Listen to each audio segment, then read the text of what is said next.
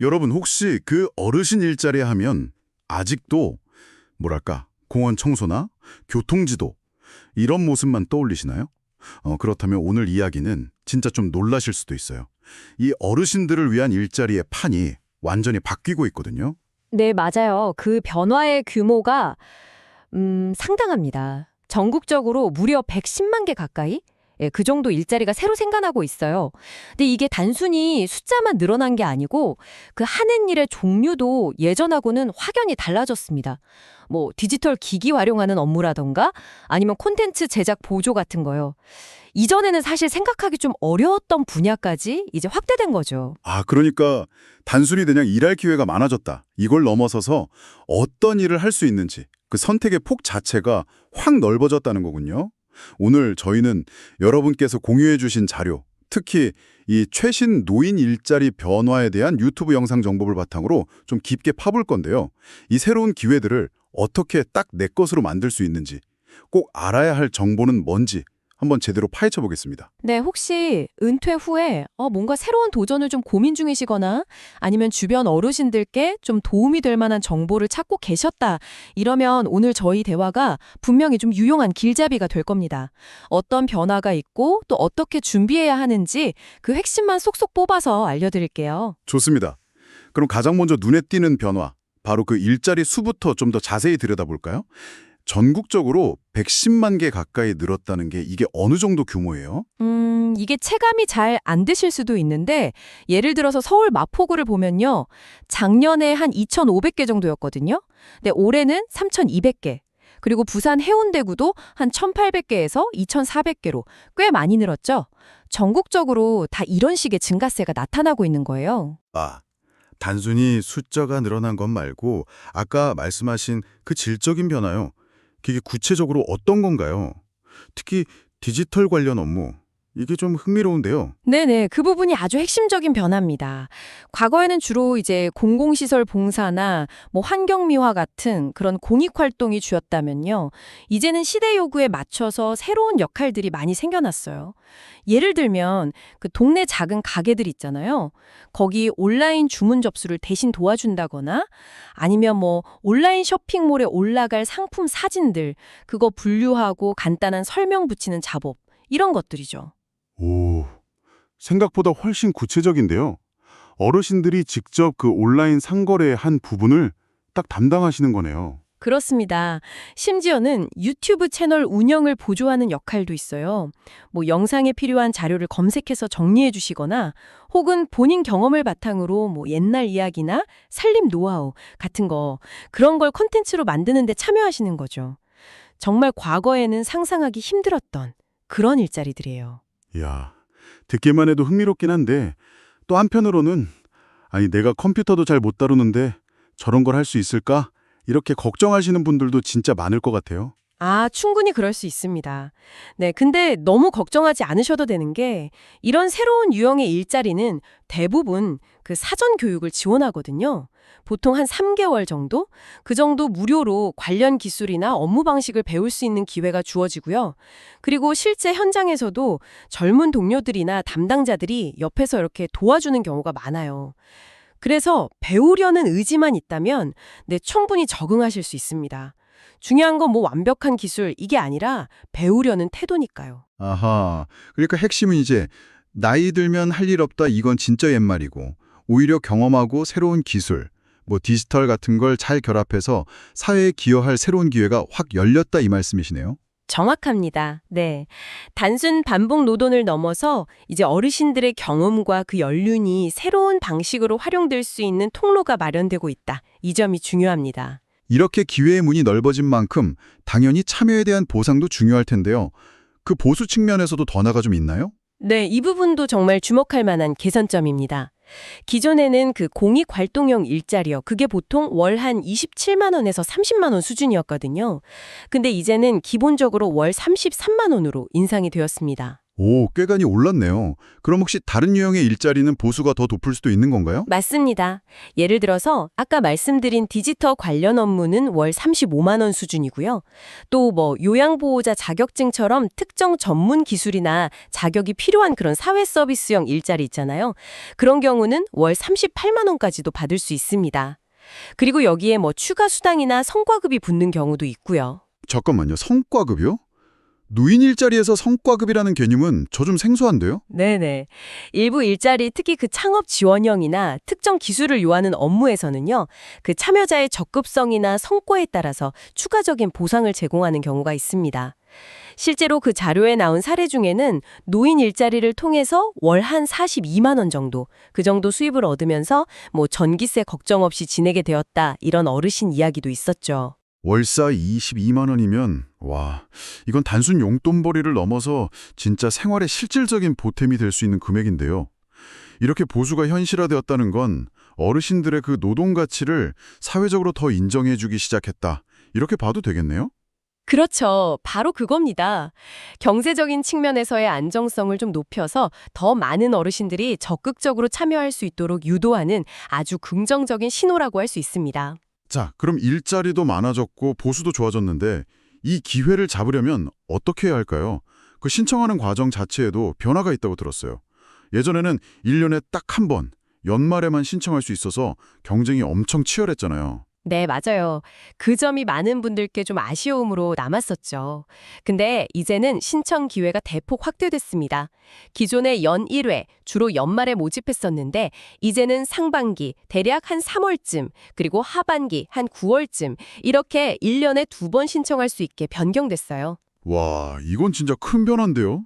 그러니까 한 번 떨어지더라도 너무 실망하지 않고 그냥 한 6개월 뒤에 다시 도전해 볼 수 있다는 거니까요. 아, 이번에 안 됐으니 끝이다. 이게 아니라 좀 준비를 더 잘해서 다음 기회를 노릴 수 있게 된 거네요. 맞습니다. 네. 심리적인 부담감을 크게 덜어주는 아주 중요한 개선점이죠. 그리고 또 모집 기간 외에도 만약에 결혼이 생기면 수시로 충원하는 경우도 있으니까요. 관심 있는 일자리가 있다면 평소에도 해당 기관에 한번 문의해 보시는 게 좋습니다. 신청 방법도 더 편리해졌다면서요? 예전처럼 무조건 막 서류 들고 주민센터로 달려가야 하는 건 아니죠, 이제? 그 관련 서류, 가까운 주민센터나 시니어 클럽, 복지관 이런 데 직접 방문해서 신청하는 방법이 가장 일반적이긴 합니다. 하지만 추가적으로 노인 일자리 여기라는 그 온라인 포털이나 관련 웹사이트 통해서 집에서 그냥 편하게 신청할 수 있는 그런 비대면 방식도 도입이 되었어요. 온라인 신청이라니 몸이 좀 불편하시거나 거동이 힘드신 어르신들께는 진짜 희소식이겠네요. 다만 또 인터넷 사용이 익숙지 않으신 분들은 오히려 더 어렵게 느끼실 수도 있을 것 같긴 한데요. 그럴 수 있죠. 네. 그래서 온라인 신청이 좀 어렵게 느껴지신다면 전혀 망설이지 마시고 그냥 가까운 주민센터나 시니어 클럽을 방문하시는 걸 추천합니다.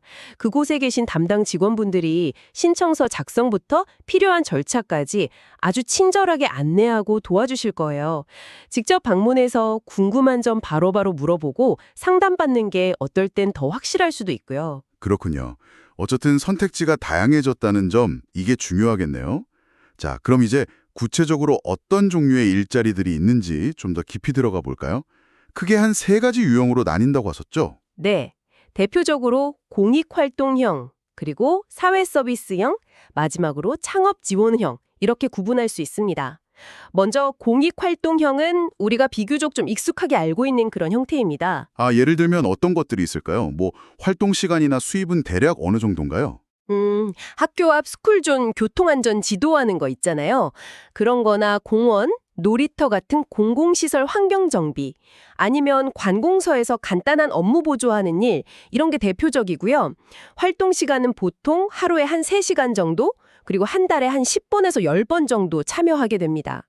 월 수입은 아까 말씀드린 대로 약 33만 원에서 한 35만 원 수준이고요. 규칙적인 생활을 하면서 비교적 체력 부담이 적다는 게 장점이죠. 네. 다음은 사회 서비스형. 이건 이름에서부터 뭔가 좀 사람들과 교류하는 그런 느낌이 드는데요. 맞습니다. 사회 서비스형은 공익 활동형보다 활동 시간이 조금 더 길어요. 보통 하루 4시간, 월 20일 정도 활동하는 경우가 많고요. 주된 업무는 이제 지역사회 내에서 돌봄이 필요한 곳을 지원하는 역할입니다. 예를 들어서 복지관에서 어르신들 대상 프로그램 보조하거나 장애인 활동 지원, 다문화 가정 아이들한테 한국어 가르쳐주기, 아니면 홀로 사시는 어르신들께 주기적으로 방문하거나 전화해서 안보 확인하는 일, 이런 것들이 다 포함됩니다. 아, 사람들과 직접 소통하고 또 도움을 주는 역할에 보람을 느끼시는 분들한테 정말 잘 맞겠네요. 수입은 공익활동형보다 조금 더 높다고 하셨죠? 네, 보통 월 35만 원에서 38만 원 수준으로 책정되는 경우가 많습니다. 아무래도 활동 시간도 좀 길고 때로는 특정 자격, 요양보호사 같은 거요. 그런 거나 더 많은 책임감을 요구하는 경우가 있기 때문이죠. 그렇군요. 마지막으로 창업 지원형은 이름 그대로 창업을 돕는 건가요? 이건 좀 더 도전적인 느낌인데요. 그렇습니다. 이건 단순히 정해진 일을 하는 걸 넘어서 어르신들이 직접 사업체를 운영하는 것을 지원하는 그런 모델이에요. 소규모 카페나 반찬 가게, 공방 같은 걸 공동으로 운영하거나 지역 농산물 직판장 관리 아니면 택배 대리점 운영에 참여하거나 직접 만든 공예품을 제작해서 판매하는 등등 진짜 매우 다양합니다. 와, 이건 정말 그냥 일을 넘어서 사업의 영역이네요. 성공하면 수입도 훨씬 많아질 수 있겠는데요? 네, 잘 운영되면 월 50만 원 이상의 수입도 충분히 가능합니다. 하지만 그만큼 초기 준비 과정이 좀 필요하고요. 시장 상황에 대한 이해나 적극적인 참여, 그리고 어느 정도의 위험 부담도 감수해야 합니다. 단순히 지원금만 받아서 운영되는 게 아니라 참여자분들의 노력과 아이디어가 굉장히 중요한 유형이죠. 이야, 이렇게 들어보니까 정말 선택의 폭이 넓네요. 예전처럼 나는 체력이 약해서 나는 특별한 기술이 없어서 이렇게 미리 포기할 필요가 전혀 없겠어요. 본인의 그 건강 상태, 체력 수준, 또 관심사, 그리고 얼마나 활동적인 역할을 원하는지 이런 거에 따라서 딱 맞춤형 선택이 가능해 보이네요. 바로 그 점입니다. 네. 중요한 것은 나에게 맞는 일을 찾는 것이지 모든 사람이 다 똑같은 일을 할 필요는 없다는 거죠. 자, 그럼 이렇게 다양한 기회들 중에서 마음에 드는 걸 발견했을 때 실제로 신청하려면 뭘 준비해야 할까요? 서류 준비부터 좀 만만치 않을 것 같은데요. 기본적인 서류는 생각보다 간단합니다. 우선 본인임을 증명하는 신분증 사본, 그리고 주민등록등본, 그리고 이제 급여를 받아야 하니까 본인 명의의 은행통장 사본, 마지막으로 건강 상태를 확인할 수 있는 건강진단서, 요즘엔 건강상태 질문서로 대체하기도 하고요. 이렇게 4가지가 기본입니다. 생각보다는 간단하네요. 근데 이왕이면 합격 가능성을 좀 높이고 싶을 텐데 추가적으로 준비하면 좋은 서류 같은 것도 있을까요? 그럼요. 만약에 지원하려는 일자리하고 관련된 기술 자격증, 예를 들면 요양보호사나 컴퓨터 활용 능력 같은 거요. 그런 게 있다면 반드시 제출하는 게 좋습니다. 또 과거에 관련 분야에서 일했던 경력을 증명할 수 있는 서류나 꾸준히 해온 봉사활동 확인서 같은 것도 긍정적인 평가를 받는 데 도움이 되고요. 아, 단순히 일하고 싶다. 이걸 넘어서 나는 이 일을 잘할 수 있는 준비가 되어 있다는 걸 보여주는 객관적인 자료가 되는 셈이군요. 맞습니다. 특히 경쟁률이 좀 높은 일자리의 경우에는 이런 추가 서류가 당락에 영향을 미칠 수도 있습니다. 서류를 잘 준비하는 것만으로도 그 사람의 성실함이나 적극성을 보여줄 수 있죠. 자, 서류를 통과하면 다음은 면접일 텐데요.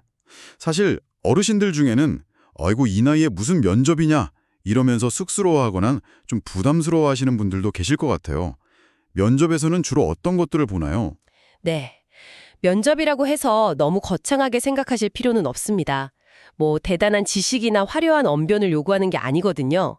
면접관들이 주로 확인하고 싶어 하는 건 크게 3가지예요. 첫째는 왜 이 일자리에 지원했는지, 그 동기가 뭐냐. 둘째는 현재 건강 상태가 꾸준히 활동하기에 무리가 없는지.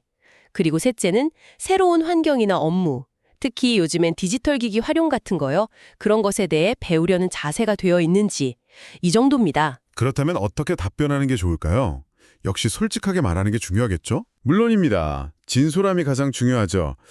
지원 동기를 이야기할 때는 그냥 돈 벌려고 왔다 이렇게만 하기보다는 규칙적인 생활을 통해 건강을 유지하고 싶다. 아니면 사회활동에 참여하면서 사람들과 교류하고 싶다.